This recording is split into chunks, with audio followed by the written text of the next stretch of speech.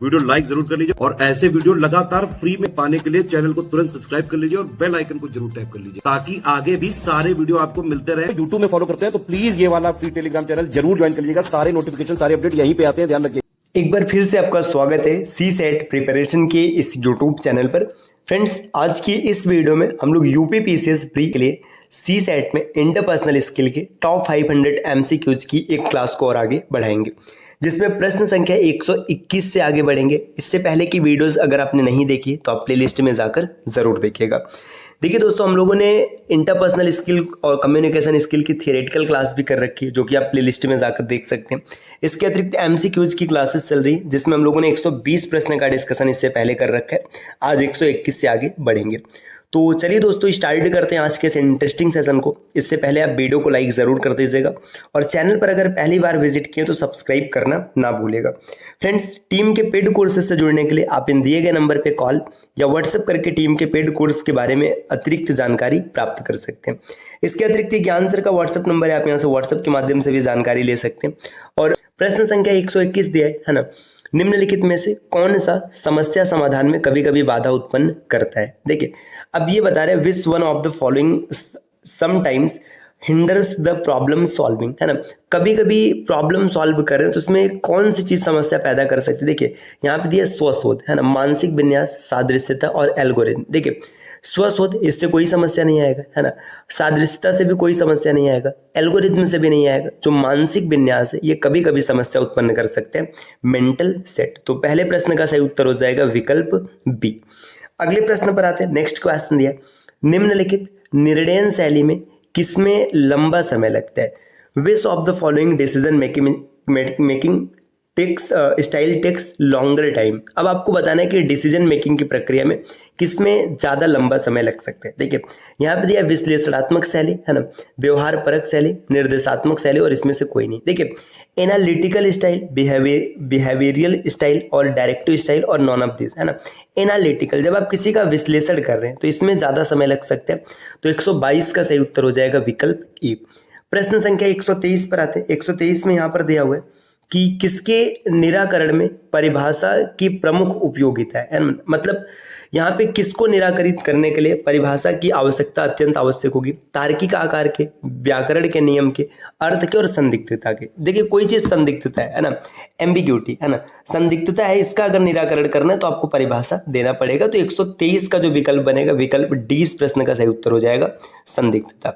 अगले प्रश्न पर आते हैं। प्रश्न संख्या 124 दिया, किसी वैध मानक आकार का निरपेक्ष न्याय वाक्य निष्कर्ष विशिष्ट एवं दोनों आधार वाक्य सर्वव्यापी हो तो उसमें तर्क दोष निहित होगा।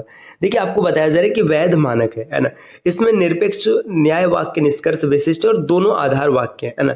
तो अब आपको बताना है कि इसमें से कौन सा तर्क दोष इसमें पाया जाएगा। सेम यही डेटा यहाँ पे इंग्लिश में दिया है ना। अनियमित मुख्य पद, है ना, सत्तात्मक तर्क दोष, अनियमित मुख्य, अमुख्य पद और अव्याप्त मध्यम। तो इसका सही उत्तर हो जाएगा सत्तात्मक तर्क दोष, विकल्प 20 प्रश्न का सही उत्तर हो जाएगा एग्जिस्टेंशियल फैलेसी, है ना। अगले प्रश्न पर आते हैं। प्रश्न संख्या 125 दिया है ना। 125 नंबर का क्वेश्चन यहाँ पे दिया, सक्षमता, संबद्धता और स्वायत्तता, है ना, कि मनोवैज्ञानिक आवश्यकताओं को पूरा करने के लिए किन कौशलों को एक प्रभावी भंडार आवश्यक होता है। देखिए सेम यही डेटा है। In order to satisfy the psychological needs of, है ना, कॉम्पिटेंस, है ना, relatedness and autonomy and effective repertoire of which skill are necessary, है ना। मतलब कौन सा स्किल ऐसा है जो नेसेसरी होगा इन सबको पूरा करने के लिए। तो देखिए यहाँ पे दिया है रेपिटेटिव स्किल, इसकी आवश्यकता नहीं, एग्रेसिव स्किल भी नहीं चाहिए, है ना, प्रिसिशन स्किल भी नहीं चाहिए, इंटरपर्सनल स्किल की आवश्यकता होगी। तो इस प्रश्न का सही उत्तर हो जाएगा विकल्प डी। प्रश्न संख्या 126 यहाँ पर दिया हुआ है, सृजनात्मक समस्या समाधान संबंधित है। Creative problem solving is associated to, मतलब क्रिएटिव प्रॉब्लम सॉल्विंग अभिसारी चिंतन से, है ना, अब समूह सोच से, सक्रिय श्रवण से, अपसारी चिंतन से। तो देखिए यहाँ पे सृजनात्मक समस्या समाधान की बात है तो इसका पूर्णतः जो लिंक है ये लिंक हो जाएगा डाइवर्जेंट थिंकिंग। तो विकल्प डी इस प्रश्न का सही उत्तर हो जाएगा अपसारी चिंतन। अगले प्रश्न पर आते हैं। प्रश्न संख्या 127 दिए, व्यक्ति के कार्य समय का लगभग कितने प्रतिशत भाग अंतर्वैयक्तिक संप्रेषण में व्यक्त होते हैं। देखिए what approximate percentage of individuals working hours is engaged in interpersonal communication, है ना। कोई व्यक्ति है, अब वो काम कर रहा है, तो उसका कितना समय इंटरपर्सनल स्किल में मतलब यूज किया जाएगा, तो लगभग 80 से 90% टाइम। तो इस प्रश्न का सही उत्तर विकल्प ए हो जाएगा। अगले प्रश्न पर आते हैं दोस्तों। प्रश्न संख्या 128 दिया हुआ है कि समस्या समाधान प्रक्रिया अनिवार्य रूप से एक भ्रमण है। The problem solving process is essentially an excursion through, है ना। अब समस्या सॉल्विंग की बात करेंगे तो ये क्या चीज हो सकता है, मानसिक स्थिरता के माध्यम से, है ना, अनुक्रिया स्थिरता के माध्यम से, समस्या परिक्षेत्र के माध्यम से और सक्रिय परिदृश्य के माध्यम से। तो इसका जो सही विकल्प हो जाएगा ये हो जाएगा प्रॉब्लम स्पेस, विकल्प सी इस प्रश्न का उत्तर बनेगा। प्रश्न संख्या 129 पर आते हैं। 129 नंबर का क्वेश्चन यहाँ पर दिया, निम्नलिखित में से व्यवहार परिवर्तन को प्रभावित करने के आधारभूत प्राविधि कौन है ना। देखिए, विच one of the following is a basic method of effective behavioural change, है ना। व्यवहार परिवर्तन की बात कर रहे हैं तो इसमें देखिए सीधी सी बात है, व्यवहार का संबंध सीधा सीधा कम्युनिकेशन से होता है। तो यहाँ पे दिया संप्रेषण, अभिलेखन, इष्टतम विश्राम और लयबद्ध मूल्यांकन। तो व्यवहार परिवर्तन से संबंध हो जाएगा कम्युनिकेशन का, विकल्प इस प्रश्न का उत्तर बनेगा। प्रश्न संख्या 130 पर आते हैं। 130 नंबर का क्वेश्चन दिया, प्रतिपुष्टि मतलब फीडबैक मतलब जानकारी देना प्रभावी रूप से व्यवहार के प्रबंधन एवं कार्य कुशलता को बढ़ाने में प्रयुक्त होता है, यह प्रकार है। देखिए, फीडबैक किसका प्रकार है, तो फीडबैक इंटरपर्सनल कम्युनिकेशन का प्रकार होता है, आपने थियरी में पढ़ रखा है। यहाँ पर विकल्पों को देखते हैं, जन संप्रेषण का, अनौपचारिक संप्रेषण का, अंतर्वैयक्तिक संप्रेषण का और समूह संप्रेषण का। तो इसका सही उत्तर हो जाएगा अंतर्वैयक्तिक संप्रेषण। आप यहाँ पे देख सकते हैं इंटरपर्सनल कम्युनिकेशन का। अगले प्रश्न पर आते हैं। प्रश्न संख्या 131 यहाँ पर दिया, प्रभावी समस्या समाधान का इष्टतम ढंग है, the optimal way for effective problem solving is, है ना। अब यहाँ पर क्या करना है, प्रभावी समस्या समाधान, इसकी बात करेंगे तो इसका जो सबसे सही तरीका है, विशिष्ट एवं प्रक्रमण को संतुलित करना, है ना, पारंपरिक एवं गैर पारंपरिक चिंतन को संतुलित करना, आत्म केंद्रिकता और अभिनीतियों को संतुलित करना, अभिधारणा एवं अनुमति को संतुलित करना। तो यहाँ पे प्रभावी समस्या समाधान की बात है, तो पारंपरिक और गैर पारंपरिक, है ना, इन चिंतन को बैलेंस कर लेना, यही इस प्रश्न का सही उत्तर बनेगा। 131 का सही उत्तर है विकल्प बी। प्रश्न संख्या 132 दिया, निर्णय लेने का उद्देश्य होना चाहिए, the objective of decision making should be, है ना। निर्णय लेने के उद्देश्य की बात करेंगे तो सही विकल्प का निर्धारण, सर्वश्रेष्ठ विकल्प का निर्धारण, जोखिम भरे विकल्प का निर्धारण और प्रबलित विकल्प का निर्धारण। देखिए, अब डिसीजन मेकिंग की बात करेंगे तो इसमें बेस्ट चॉइस मतलब सर्वश्रेष्ठ विकल्प को निर्धारित करना है। तो इसका सही उत्तर हो जाएगा to make the best choice, विकल्प बी। प्रश्न संख्या 133 पर आते हैं। क्वेश्चन नंबर 133 यहाँ पर दिया हुआ है दोस्तों, समान समूह के सदस्यों के मध्य संप्रेषण, है ना। देखिए, समान समूह की बात कर रहे हैं, है ना, तो सीधी सी बात है, जब communication along members of the same group, ये होता है लेटरल कम्युनिकेशन, विकल्प 20 प्रश्न का सही उत्तर होगा। अगर आपने थियरी की क्लास सही से अटेंड की है तो कोई भी क्वेश्चन ऐसा नहीं होगा जो आप ना कर पाए, सब आसानी से कर पाएंगे। प्रश्न संख्या 134 दिया, समस्या समाधान में वर्तमान जानकारी को रूपांतरित किया जाता है ना।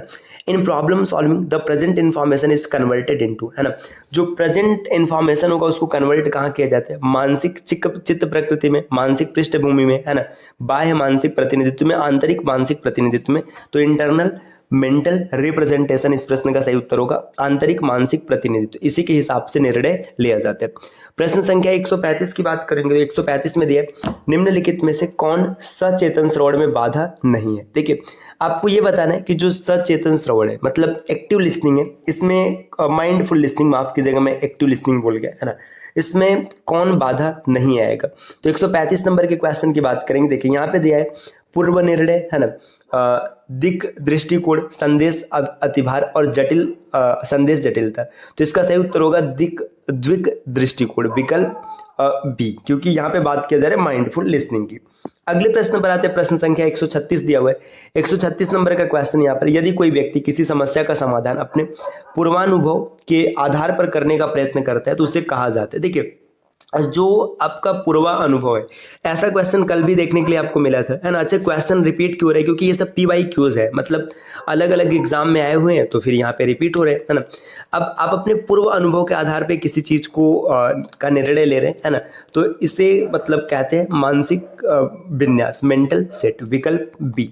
प्रश्न संख्या 137 दिया दोस्तों, यहाँ पर 137 नंबर का क्वेश्चन है, निर्णय लेने के संदर्भ में व्यक्तिगत डॉट यहाँ पे कुछ भरा जाएगा, आमतौर पर कहा जाता है। देखिए, अब यहाँ पे in the context of decision making personal probabilities of commonly preferred है, जिसको सब्जेक्टिव प्रोबेबिलिटीज कहते हैं, विकल्प सी।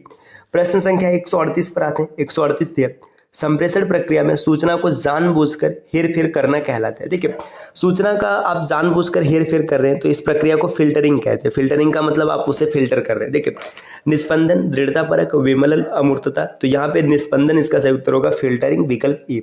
प्रश्न संख्या 139 दिया है, समस्या समाधान में सादृश्यता का उपयोग दर्शाता है। Use of analogy in problem solving means, है ना। एनालॉजी की बात करेंगे तो तकनीकों का अनुप्रयोग जिनका उपयोग पिछले समान परिस्थितियों में किया गया था, यही इस प्रश्न का सही उत्तर है, विकल्प ए। प्रश्न संख्या 140 पर आते दोस्तों। 140 नंबर का क्वेश्चन दिया, निम्नलिखित में से कौन सा समस्या समाधान में विभाजन करो और जीतो रणनीति का एक संस्करण है। मतलब आपको विभाजित करना है और जीत प्राप्त करना है। तो यहाँ पे दिया है सादृश्यता, प्रयत्न एवं त्रुटि, साधन साध्य विश्लेषण और परिकल्पना परीक्षण।